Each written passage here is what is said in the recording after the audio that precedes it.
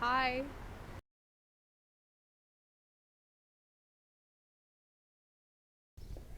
I chose to be a Frosh Leader because I think it's really important to reach out to first years. They're looking for a friend, they're looking for someone who has some experience, and I thought that it was a way that God could use me to be a light on campus and to reach out to them throughout all the craziness of Frosh Week.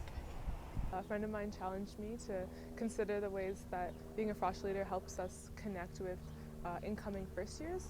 Um, and I wanted to be more involved in the St. Mike's community on campus, and I saw being a Frosh Leader as a great way to kick off the year. I personally did not like my own Frosh experience because it was really overwhelming and scary for me to be among a huge group of students. And I just didn't feel connected with people, and I think that's one of the main reasons why I myself wanted to be a Frosh Leader, just to make that change, just to reach out to students who felt lost and just who felt like they weren't connecting in a huge crowd.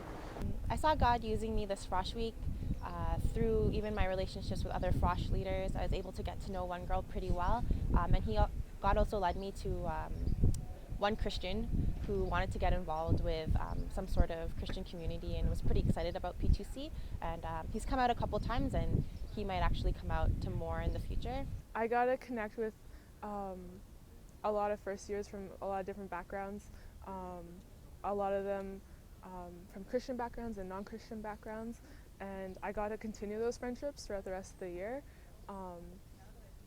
A couple of my friends lived in the same residence as me, and a couple of them lived across the street, and so I got to meet up with them continuously to study together or just to hang out.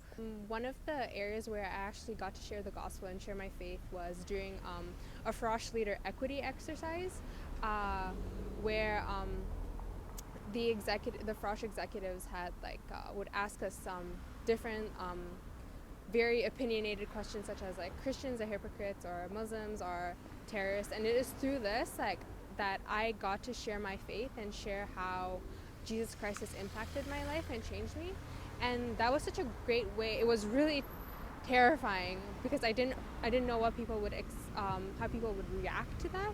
But after that, I got to follow up with people who wanted to hear more about my faith and how Christ has changed my life. And one of the guys who I spoke to, I've actually managed to keep contact with him throughout this entire school year, and I've been meeting up with him and sharing the gospel with him and telling him about Jesus and how Jesus is the Messiah. And I got to make a good friend who, when I first met her, she wasn't really that keen on knowing God on a personal level.